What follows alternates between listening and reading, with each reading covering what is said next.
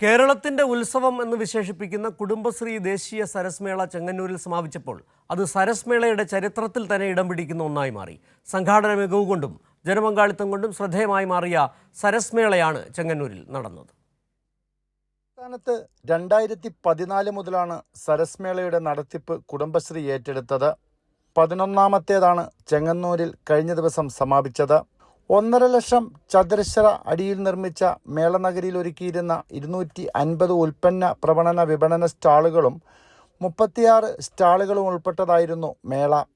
പ്രദർശന വിപണനത്തോടൊപ്പം രാവിലെ മുതൽ തന്നെ പ്രദർശനമേളയിലെത്തുന്ന 10,000-കണക്കിന് വരുന്ന ആസ്വാദകർക്ക് ഭക്ഷണവും കലാപരിപാടികളും ഒരുക്കിയാണ് സംഘാടകർ മേളയെ മികവുറ്റതാക്കിയത്. ഒപ്പം കുട്ടികൾക്കാവശ്യമായിട്ടുള്ള പാർക്കുകളും ഇവിടെ ക്രമീകരിച്ചിരുന്നു. അങ്ങനെ കുറ്റമറ്റ രീതിയിലായിരുന്നു സംഘാടനം.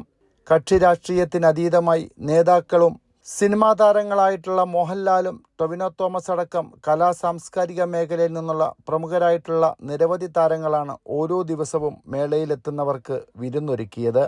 ഭക്ഷണ സ്റ്റാളുകളിലും വിപണന മേളയിൽ നിന്നും 17,54 ലക്ഷം രൂപയാണ് വരുമാനം.